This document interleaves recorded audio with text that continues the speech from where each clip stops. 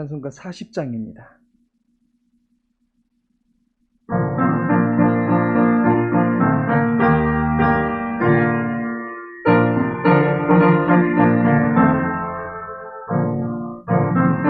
보답할 수 없는 그 사랑, 주님께 영광 할렐루야.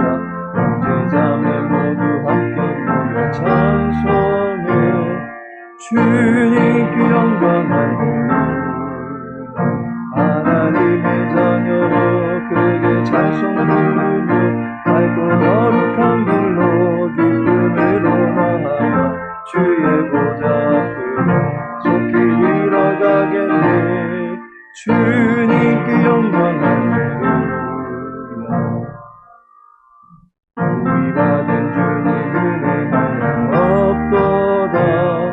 주님께 영광 할렐루야. 기쁜 찬송 부르면서 전도하겠네. 주님께 영광 할렐루야. 하나님의 자녀여 그에게 찬송 부르며 밝고 거룩한 길로 기쁨으로 나아가 주의 보좌 앞으로 속히 들어가겠네. 주님께 영광 할렐루야. 잠시 후에 우리 모두 주를 보겠네. 주님께 영광 할렐루야. 영광스러운 보좌 위에 거룩하신 주, 주님께 영광 할렐루야. 하나님의 자녀요 그에게 찬송 부르며 밝고 거룩한 길로 기쁨으로 나아가 주의 보좌 앞으로 속히 들어가겠네. 주님께 영광 할렐루야. 많은 백성 천국에서 소리 높여서 주님께 영광 할렐루야. 영원토록 주의 공로 찬양하겠네. 주님께 영광 할렐루야. 하나님의 자녀여 그에게 찬송 부르며 밝고 거룩한 길로 기쁨으로 나아가 주의 보좌 앞으로 속히 들어가겠네. 주님께 영광 할렐루야. 사사기 9장입니다.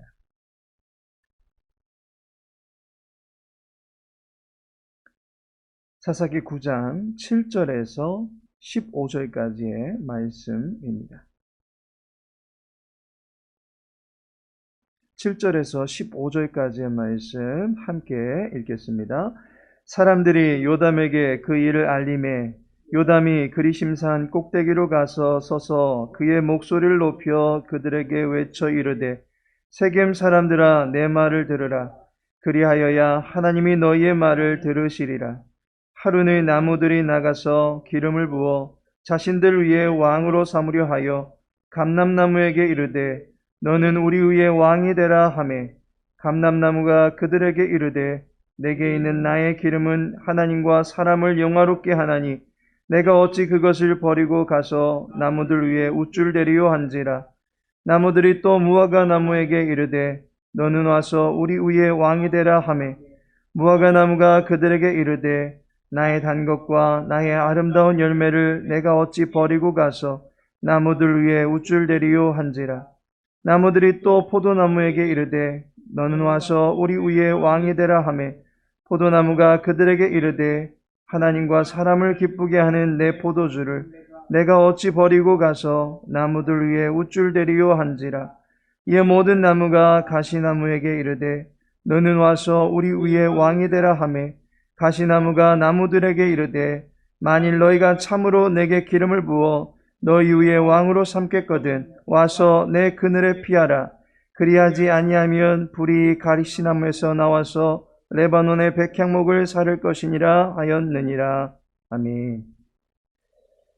오늘의 본문의 말씀 통해서 나무에게라는 제목으로 함께 말씀 나누고자 합니다. 본문은 마치 한 편의 우화를 읽는 듯합니다. 우화라고 하는 것은 동물이나 식물, 심지어는 무생물에게까지도 마치 인간이 생각하고 활동하듯이 대화와 사건을 형성해 나가는 모습을 보여주는 글입니다. 이를 통해서 도덕적인 교훈을 주되 인간들의 삶을 우회적으로 꼬집어주는 기능을 하고 있습니다. 따라서 요담은 우화의 형식을 빌어서 아비멜렉의 행동과 그의 삶을 비판할 목적으로 세겜 사람들에게 이야기를 전한 것입니다. 그 이야기의 대략은 이렇습니다. 나무들이 한 나무를 지목해서 자신들의 왕으로 세우고자 합니다. 후보가 된 감람나무, 무화과나무, 포도나무를 각각 찾아가서 왕이 되어달라 청해보지만 새 나무들은 한결같이 왕의 자리를 거부합니다. 그들은 나무들의 왕이 되는 자리보다는 더 소중한 일을 이미 하고 있다라고 하는 자부심 때문에 거절을 합니다. 그래도 왕을 모시고 싶었던 나무들은 결국에는 가시나무에게까지 찾아가서 나무들의 왕이 되어달라라고 합니다. 이때 가시나무는 선뜻 응할 뿐만 아니라 자신의 그늘에 거하지 않으면 화를 당할 것이다 라고 협박까지 하더라는 것입니다. 이런 내용을 담고 있는 글입니다. 이 우화에 등장하는 가시나무는 어제 살펴본 야욕의 화신인 아비멜렉을 빗댄 것입니다. 아비멜렉이 왕의 자격을 갖춘 자가 아니다라는 사실을 역설해주고 있는 것입니다. 감람나무, 무화과나무, 포도나무는 고대 가나안 사람들이 가장 소중하게 여겼던 과실나무들입니다. 그들은 나무들의 왕이 될 자격을 충분히 갖추고 있었다라고 볼 수 있습니다.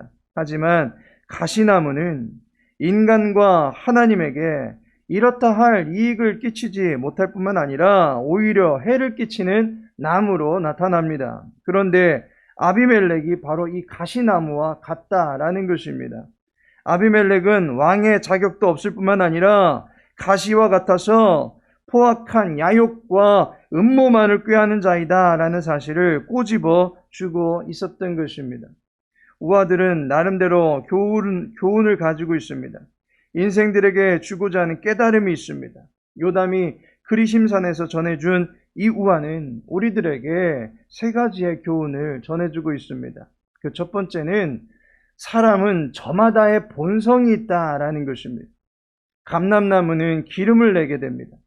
무화과나무는 아름다운 실과를 냅니다.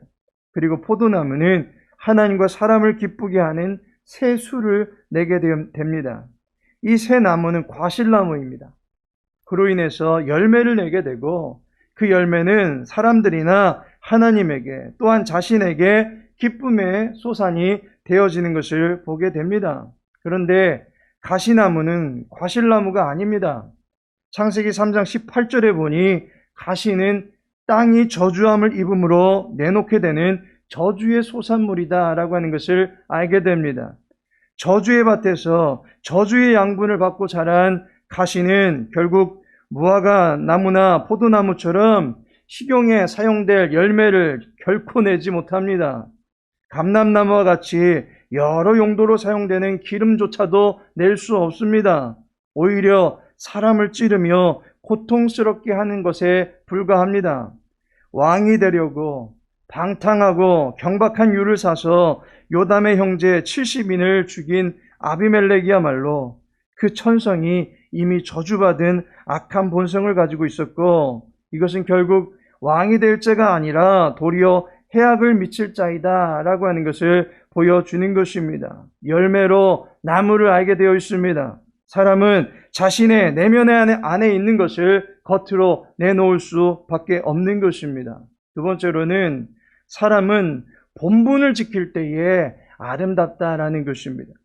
감람나무는 올리브나무로서 그 열매는 식료품, 연료, 목공품, 의약품 등의 일상생활 전반에 걸쳐서 유용한 결과물들을 내게 되어 있습니다.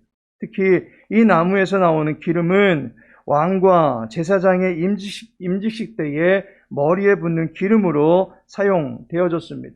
또한 성막의 등대를 밝히는 데에도 사용되어졌습니다.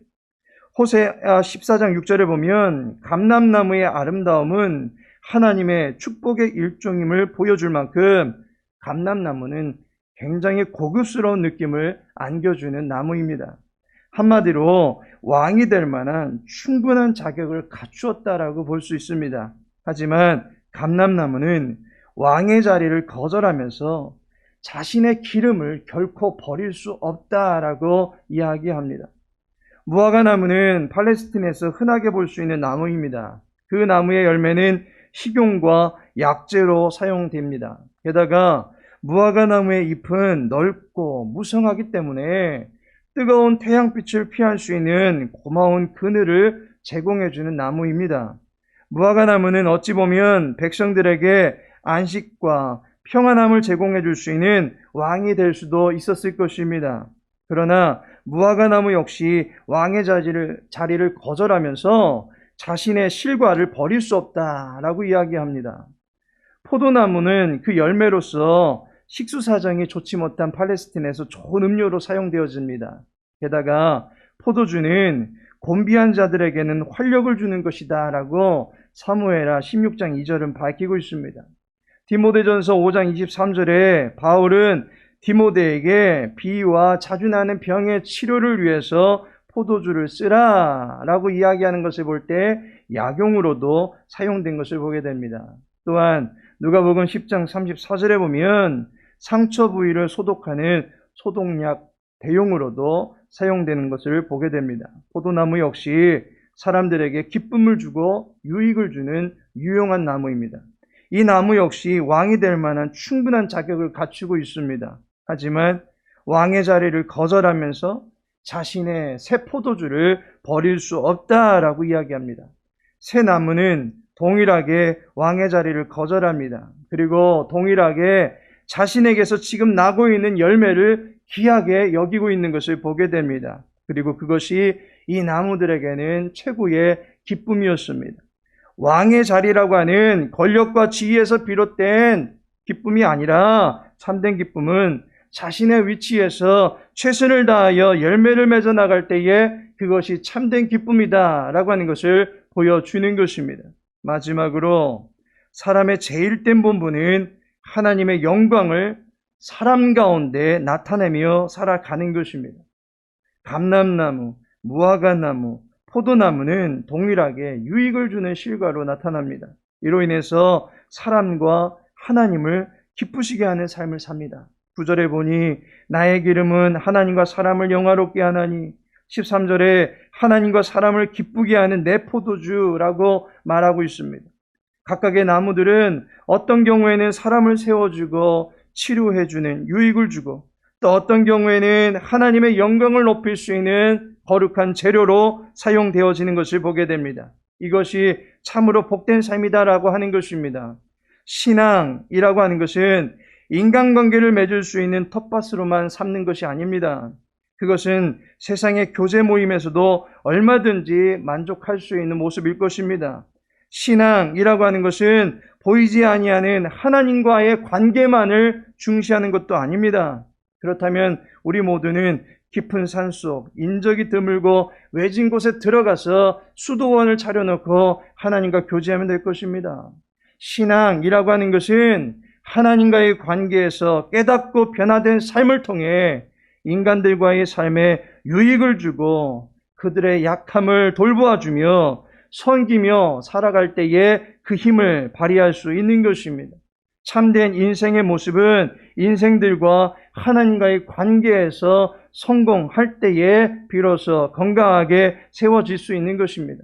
하지만 가시나무는 자기의 야욕을 이루기 위해서 세겜의 사람들과만 어느 정도 관계를 맺었지 기드온을 비롯한 이스라엘과는 원수가 되어버렸습니다. 하나님만이 주관하시는 생명을 자기 멋대로 파괴하였습니다. 결국 그는 저주받은 인물로 죽음의 저주를 예언받아서 죽임을 당하게 됩니다. 본장 끝절 9장 57절은 이 아비멜렉의 결국을 저주가 그들에게 응하니라 라고 말하는 것으로 나타나고 있는 것을 보게 됩니다. 참된 삶은 사람과 하나님과의 관계에서 성공하는 것입니다. 하나님께서 사랑하시는 성도 여러분, 본문에 나타난 우화를 통해서 우리는 세 가지 내용을 깨닫게 됩니다. 사람은 본성의 지배를 받습니다. 사람은 악한 본성을 가지고 있습니다. 하지만 그리스도로 말미암아 우리의 악한 본성은 은혜로 인하여 전적으로 제어가 될 수 있다라는 사실입니다. 칼빈은 기독교 강요에서 악한 의지가 선한 의지로 변화되는 것은 오직 하나님의 전적인 은혜로서만이 바로잡아진다라고 가르치고 있습니다. 우리가 하나님의 은혜를 받았다면 사랑의 열매를 내놓게 될 것입니다. 우리가 사단의 사랑을 받고 있다면 분열과 미움을 내놓게 될 것입니다. 이 시간 하나님의 은혜를 내가 공급받고 싶다고, 그로 인해서 그 은혜로 말미암아 사람들에게 유익을 끼칠 수 있는 거룩한 삶을 살아가고 싶다고 하나님께 간구할 수 있기를 소망합니다. 그러할 때에 우리는 선한 일을 위하여 지음받게 된 인간의 참된 본분을 이행하며 살아갈 수 있게 될 것입니다. 하나님께서는 우리를 주님의 가지 삼으시고 우리 저마다 귀한 열매를 맺기를 원하십니다. 우리가 머리가 될 수 없습니다. 우리가 포도나무가 될 수 없습니다.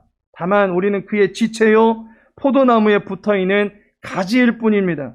우리의 자리에서 최선을 다해내는 것이 우리의 기쁨이 되어져야만 하는 것입니다. 사람과 하나님을 위하여 살아갈 수 있도록 하나님께서 우리를 도우실 것입니다. 바라기는 오늘 하루 저와 여러분의 삶에 만나는 모든 사람들에게 은혜의 덕을 끼치고 주변의 이웃들에게 유익을 끼칠 수 있는 삶, 또한 우리를 만나는 사람들이 우리로 인해서 더불어 기뻐할 수 있는 삶, 그로 인해서 하나님의 사람으로서 좋은 영향력을 만인들에게 펼쳐 보임으로 인해서 하나님께 영광 올려드릴 수 있는 복된 삶을 살아가실 수 있는 주님의 백성들 되시기를 예수님의 이름으로 축복합니다. 아버지 하나님, 죄인된 우리를 깨끗게 하시고 하나님의 사람으로 성결하게 살아갈 수 있도록 도와주시니 감사를 드립니다. 말씀을 통해서 인간의 참된 본분을 바로 깨닫게 해주시고 순종을 통해서 하나님의 영광을 나타내며 살아갈 수 있도록 도와주시고 사람들을 섬기며 세상을 치유하며 살아갈 수 있는 주님의 사람들 될 수 있도록 도와주시옵소서. 오늘도 각자의 삶의 자리에서 자신에게 주어진 소명을 쫓아갈 수 있기를 소망합니다. 우리의 건강을 지켜주시고 무더위 속에서 피곤치 않게 해주시옵소서. 우리가 주님의 이름으로 흘리게 되는 모든 땀방울들이 이 땅의 가시와 엉겅퀴를 정복할 수 있는 거룩한 능력이 되어지게 해주시옵시고 마인들에게 선한 유익을 끼치며 살아갈 수 있는 주님의 사람들 다 될 수 있도록 주여 함께하여 주시옵소서. 나라의 지도자들에게 화합의 정신과 명철한 지혜를 더하여 주시고 이 어려운 시국에 합력함으로써 평화를 이루어갈 수 있는 복된 나라가 될 수 있도록 주여 은혜로 함께하여 주시옵소서. 모든 걸 주께 딱하오며 예수님의 이름으로 기도합니다. 아멘.